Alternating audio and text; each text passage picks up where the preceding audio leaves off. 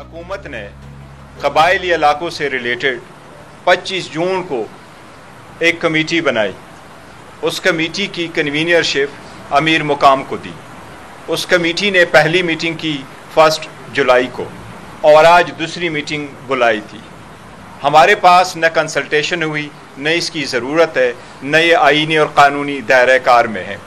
लेकिन आज उसका सिर्फ नोटिस में दिया गया मौजू ये था कि कबायली इलाकों में जिरगा सिस्टम को रिवाइव करने के लिए कोई तजावीज़ दी जाए।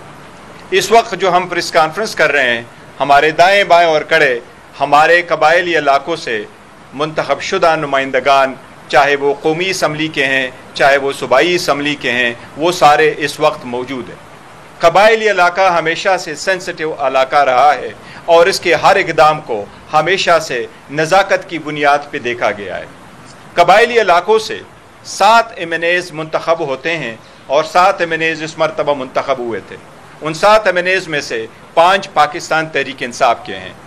इसी तरह वहाँ से 17 MPAs मुंतखब होते हैं उन इलाकों से और उन 17 MPAs में से 14 MPAs पाकिस्तान तहरीक इंसाफ के सपोर्ट में हैं। आज की मीटिंग में हमारे किसी नुमाइंदे ने उस कमेटी में शिरकत नहीं की है। उसकी एक रीज़न यही हम बताएं कि ये हम वफाकी हुकूमत की सूबाई हुकूमत के मामलात में दखलंदाजी समझते हैं। सूबाई हुकूमत की सूबाई असम्बली के मामलात में दखलंदाजी समझते हैं। हम समझते हैं यह आईन और क़ानून की खिलाफ वर्जी है। रीज़न यही है कि कौमी असम्बली में सफ़रान वाली कमेटी इस वक्त मौजूद है। उस कमेटी की चेयरमैनशिप, स्टैंडिंग कमेटी की चेयरमैनशिप पाकिस्तान तहरीक इंसाफ के MNA हाजी इम्तियाज़ साहब के साथ है।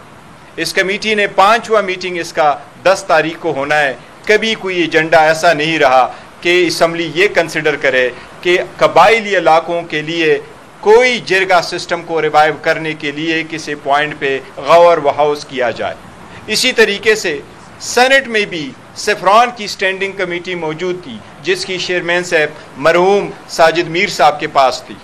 उसमें भी पाकिस्तान तहरीक इंसाफ के मेंबर मौजूद थे। उसने भी कई सारी मीटिंग की। किसी एक मीटिंग में भी कभी भी कबायली इलाकों के लिए जिरगा सिस्टम को रिवाइव करने का कभी कोई मौजू ज़ेर बहस नहीं आया। उसकी रीज़न यही है कि 18वीं तरमीम के बाद ये सारा इख्तियार सूबाई हुकूमत के पास जा चुका है 2010 से, और 25वीं तरमीम के बाद जब कबायली इलाके सूबे में जम हो चुके हैं, उसके बाद वफाकी हुकूमत का कोई इख्तियार नहीं कि उसके लिए कमेटी बनाए, उसके लिए लेजिस्लेशन करे, उसके लिए रिकमेंडेशन दे। इसके लिए लेजिस्लेशन करना, कोई कानून साजी करना, कोई मौजू ज़र बहस लाना, उसके लिए कोई तजावीज़ दरना, ये सिर्फ़ और सिर्फ सूबाई हुकूमत और सूबाई असम्बली की सवाबदीद है। इसलिए आज हमने इसकी शिरकत नहीं की, आइंदा भी नहीं करेंगे। हम हुकूमत से पुरज़ोर मुतालबा करते हैं कि इस कमेटी को डिसबैंड करे। ये इलाका बड़ा सेंसिटिव है। लोगों में ऐसा कोई सेंसिटिविटी हो जाती है कि ऐसा ना हो ये मर्जर की तरफ जो है उसको ख़त्म करने की एक साजिश हो। लिहाजा वफाकी हुकूमत से हम मुतालबा करते हैं कि इसको आप फ़ौरन डिसबैंड कर दे और इससे रिलेटेड जो कानून साजी है वो सूबाई हुकूमत और सूबाई असम्बली वो अपने अंदाज से इंशाअल्लाह ताला कंटिन्यू करते रहेंगे। हुकूमत ने जो वट एवर रीज़न्स उन्होंने एक कमेटी बनाई, कमेटी का मैंडेट ये दिया कि जिरगा सिस्टम को ट्राइबल एरियाज़ में रिवाइव करने के लिए आप कोई सजेशंस करें या कुछ बना लें। हमारा सिंपल रिस्पांस उसको ये है कि ये सारे हमारे PTI ही की वहाँ मेजॉरिटी है।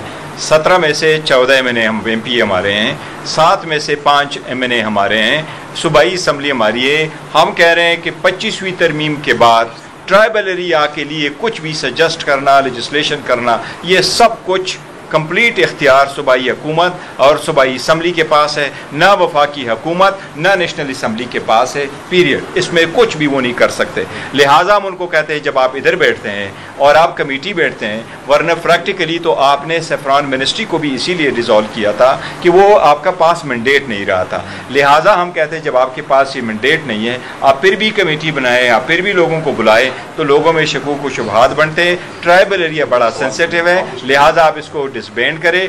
अगर कुछ है तो सब कुछ होगा, अवामी नुमाइंदे ये मौजूद है। अगर इनकी कोई सी किस्म की रजिस्ट्रेशन की कोई ख्वाहिश है तो वो अपने प्रपोजल सूबाई हुकूमत ही के पास लेके जाएगी और सूबाई असम्बली ही रजिस्ट्रेशन करे। वो FCR कब के ख़त्म हो चुका है, वो रिवाइव नहीं हो सका, वो फाकी हुकूमत का सब्जेक्ट नहीं रहा, सुबह वाला है, वो तो पुराना था, गैर ही नहीं, वो तो सब कुछ ख़त्म हो चुका है। लेकिन उन्होंने जरगे का कहा है, जरगे टू द एक्सटेंट हम उनको कह रहे हैं कि ये इख्तियार आपके पास नहीं है। अगर जरगा वाकई कोई लोगों का डिमांड है तो वो लोग बताएंगे, वहाँ सूबाई हुकूमत और सूबाई CDR मौजूद है। अगर ऐसी कोई कोशिश की जाती है, जब सारी अवाम ये चाहती है कि ऐसे ना हो, तमाम अवामी नुमाइंदे यहाँ चाहते हैं ऐसे ना हो, अगर इस नौस धांधली जिस तरीके से आपने अपनी मेजॉरिटी बना ली है, अगर आप उस तरीके से इसको ज़बरदस्ती करने की कोशिश करेंगे तो फाटा का रिएक्शन आएगा और वो रिएक्शन आपके लिए संभालना मुश्किल हो जाएगा। बस मेरे लिए इतना कहना काफ़ी है। क्या ज़रूरत पेश आई मर्जर की? 40 साल तक वार जोन रहने की वजह से जो फाटा पीछे रह गया था, उसके लिए ये फैसला किया गया था कि अवामी नुमाइंदों के थ्रू और अवाम के थ्रू फंड खर्च किया जाएगा ट्रांसपेरेंटली। और दूसरी बात यह है कि बाकी मुल्क की सतह पर लाने के लिए एक्स्ट्रा फंड्स दिए जाएंगे एक्स फाटा को, और इसके लिए मर्जर का होना ज़रूरी है। वैसे तो MNAs और सेनेटर्स मौजूद थे फाटा के, लेकिन मर्जर के लिए ज़रूरी था कि आर्टिकल 47 जो कि गवर्नर का इख्तियार था उसको हटाया जाए और उसकी जगह इख्तियार, चूँकि फाटा के MNAs MPAs सारे मुल्क के लिए, MPAs नहीं थे, MNAs सेनेटर सारे मुल्क के लिए लेजिस्लेशन कर सकते थे, बजट डिस्कस कर सकते थे, लेकिन फाटा के लिए नहीं कर सकते थे। तो फाटा के लिए, फाटा के नुमाइंदों को के लिए लेजिस्लेशन का इख्तियार और बजट का इख्तियार देने के लिए आर्टिकल 47 हमने प्रपोज किया उस बिल में जो PMLN की हुकूमत ने पेश की थी, और कोशिश हमारी थी। वो मर्जर हो गया लीगल। उसके बाद इलेक्शन हुआ, PTI की हुकूमत आई और एडमिनिस्ट्रेटिव मर्जर की जिम्मेदारी PTI हुकूमत के ऊपर आन पड़ी। तो हम कबाइल के साथ बैठ गए।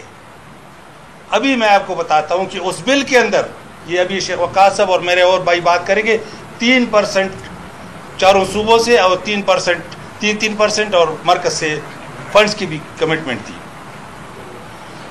4 पॉइंट्स रखे गए। नंबर 1, कबाइल थे, कबाइल हैं और कबाइल रहेंगे।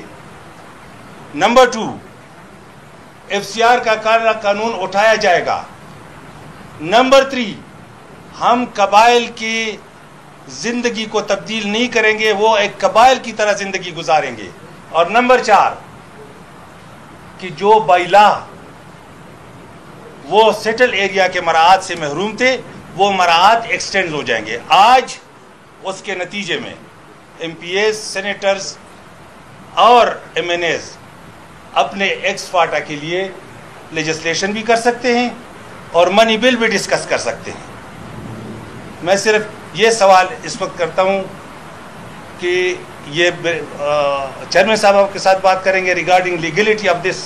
आज जो अमीर मकाम ने मीटिंग बुलाई थी, और मैं फिर PTI की तरफ से जो मेरे बाकी दोस्त बैठे और शेख वकास साहब उन कमिटमेंट्स की बात करेंगे कि जो कमिटमेंट्स PMLN ने अपने बिल में की थी उस पर कितना अमल हुआ, जो आज अमीर मकाम को फिक्र है PTI फाटा के लोगों की।